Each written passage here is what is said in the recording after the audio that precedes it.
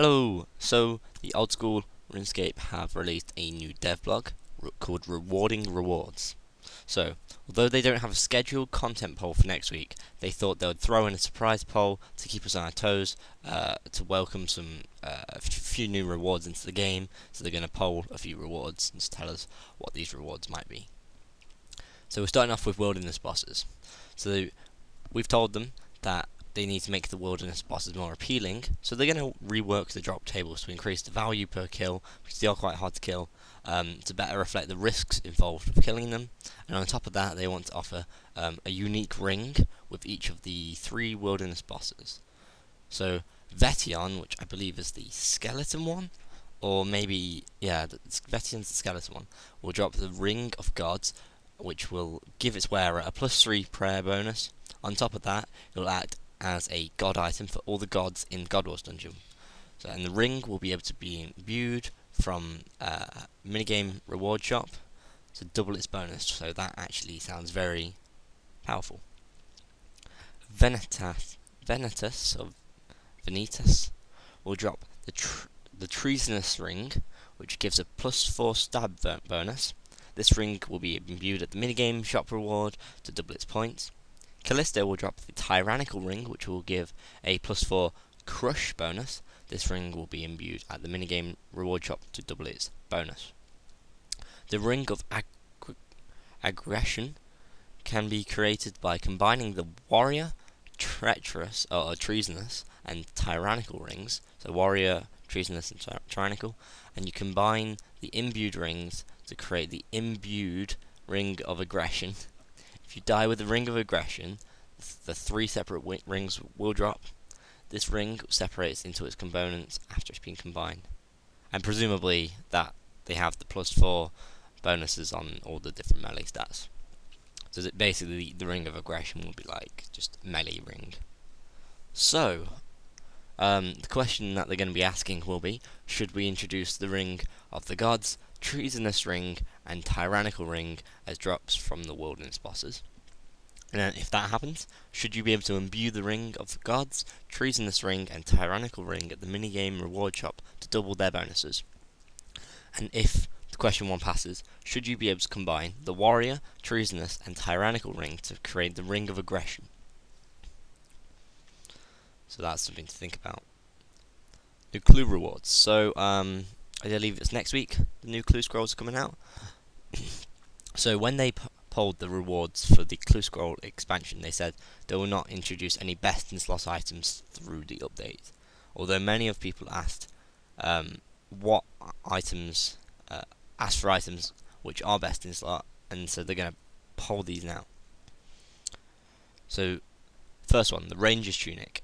This 3rd part of the Robin Hood set will be remodeled to fit the Ranger boots and the Robin Hood hat, and require 40 range to equip, and will be reward from elite treasure trails. So the stats would be -15 magic in the attack, +15 range in the attack, and the melees will be 0. Defense it will be +6 stab, +6 slash, +12 crush, +6 magic, +6 range, and +0 prayer. They've got a pretty good picture that Mod Alfred has drawn. I quite like it. I think it'd be quite cool to have a full-on ranger outfit in the game like that. So that's one thing. The next thing is Holy Sandals. This addition to the monk robe set will give the wearer a +3 prayer bonus, and requires 31 prayer to equip. There will be a reward from medium treasure trails, so that sounds quite a good idea. The next 3 are the Ancient Armadillo and Ancient God books. I'm assuming they mean Bando's Armadillo and Ancient God books, but anyway. So a lot of people have asked for additional God books, that they want to make sure that they don't devalue the Unholy book and all the other books. So the Book of Law, which will be Armadillos, which will have a +10 range attack and a +5 prayer. The Book of War, which will be Bandos, will have a +2 strength and a +5 prayer. The Book of Darkness, which is the ancient one, which we all know as Zaro's, is the 10 magic attack, and the +5 prayer. So they will have +5 prayer, and they've just got something to help boost their sort of chosen gods combat style. While all of these will become best in slot, the Unholy Book will remain the #1 choice for anyone using multiple combat styles. The pages of all these books will be available from Clue Scrolls, and you'll need to complete any existing books before you're able to select another. So I think that means you have to get like a book of balance before you can get a book of law, and once you complete the book of law, you can get the book of war. Okay, so first of all, the questions will be: should they introduce the Ranger's Tunic as an elite Clue Scroll reward? Should they introduce Holy Sandals as a medium Clue Scroll reward? And should they introduce Bandos, Armadillo, and Ancient God books as described in the DevBlog? I think these sound pretty good so far. So in addition to the treasure trail rewards, they've also wanted to add some other things. So other rewards: there has been a huge call for Gothic, Saradomin, and Zamorak halos to be added to castle wars like in RuneScape 3. So they've suggested that you can buy halos to 300 tickets and have the following defense bonuses: +11 stab in defense, +12 slash, +10 crush, +11 magic, and -1 range. Halos will not offer the slower prayer drain ability that was introduced into RuneScape 3. So that's probably one of the main reasons people wanted it, but anyway. So the question will be: should they introduce the God Halos to the Castle Wars reward shop as described in the DevBlog, which I've just gone through. They've also previously offered making Dark Crabs heal 24 instead of 22, which was a very narrow fail, because obviously it makes it worth it if they are healing a bit more. So the concern raised was that low levels will be able to heal too much. So if they instead change it, so Dark Crabs heal 25% of your base hit points, so they would heal 24 if you're 96 health or above, 23 if you're 92 health, and so on. So basically it's going to be, it's like very high, but if you're a low level, then you're probably best just getting like lobsters. So the question is: should Dark Crabs heal 25% of your base hit points? This means they will only heal 24 if you've got 96 plus health. I think that's actually quite a good idea. Like sometimes I worry about like them adding like percent healers, but then when you think they wanted it to be 24 anyway, it's actually really good, and that's just makes it probably the best for people with really high combat. But like lower combat people, it's not really worth it. I think that's quite a good idea. Anyway, finally, we've been asking for more rewards from the Marks of Grace. So they've come up with a stamina potion created with super energy potion and amylase, something like that. A new substance bought with Marks of Grace. The stamina potion will restore 20% of your energy and reduce the rate that your energy drains when running by 70% for 2 minutes. So it's basically a energy potion that also reduces the rate that your energy drains for 2 minutes. The stamina potion will require 77 herb lore to make. Barbarian mix will require 86 herb lore, and you can get packs of 100 amylase for 10 Marks of Grace to make, and that's enough to make 100 doses. So should they introduce amylase to the Marks of Grace store, which can be used to create stamina potions? Quite like that idea. It doesn't really devalue anything like resting did, although agility might be slightly, but it's okay because herb lore is being used, I think. Okay, other questions.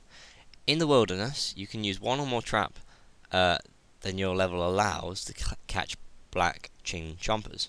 We suggest that this should be the same for the entire wilderness. So things like black salamanders, you can do it, and any other future hunter features. So I think that's quite a good idea. It just means if you're risking something, you might as well be able to get a bit more XP. Should you be able to use an extra trap, then you have the level 4 in the wilderness. You can already do this at Blackchain Chompers, so that sounds alright. We've been asking for a filter that hides repetitive game messages, which you can turn on and off, like in RuneScape 3, or you can filter it. We would like to offer you this update too. However, you need to be aware that this filter is a large amount of work and may take some time to implement fully, because they've got to go through all the game messages and just do it. So the question is, should they introduce the game filter that can hide repetitive game messages?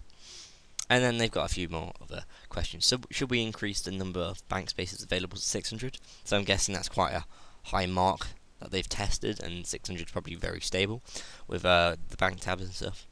Should they increase the alch value of the Pharaoh Scepter to 50,000 coins, so you're more likely to protect on death? Should they add a pause option to the auto chat, so you can just pause the auto typer? I think that would be quite a good idea. I was using it the other day to sell some nature runes. Next question: should they buff the drop table of the Calphite Queen to offer a better return over time? No signature drops will be added, or have their drop chance modified. So I think it just means if you kill it a lot more times, then you're going to get a better chance of getting stuff. Next question: should they add a right-click teleport option in the player-owned house on the Amulet of Glory? So I think they added like it on. So when you're wearing an Amulet of Glory, you can just click like Edgefield, Grandeur. They just want it. This is an idea where you can click it on the player-owned house, and you don't have to go through the menu as much. Personally, I'm not that much of a fan of it. It's because a lot of people use house teleports and stuff to make sure they're not risking a glory, and I like the fact that having a glory is sort of gives you that sort of quicker teleport. Anyway, should they increase the click zone on the player-owned Amulet of Glory, Abyssal Rifts, Rope Swings, and Wilderness Levers? So obviously they're quite a small click zone. It'll probably be quite nice so we can click on it easier.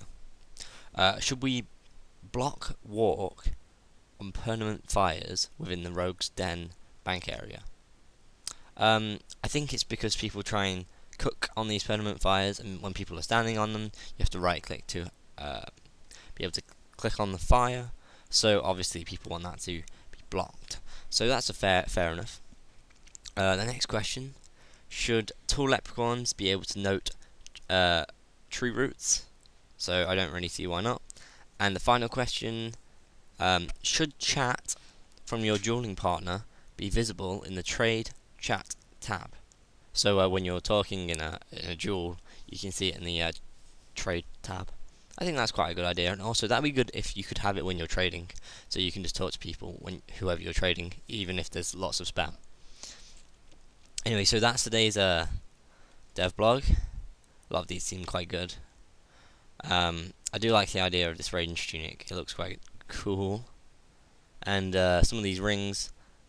I mean, I think they're powerful, but then like it makes the wilderness bosses worth it, because a lot of people say they're not really worth it because you have to risk dying from PvP, and the bosses are hard to kill. So yeah. Anyway, so I hope you've enjoyed watching. I've been Lewis. Thank you for watching, and goodbye.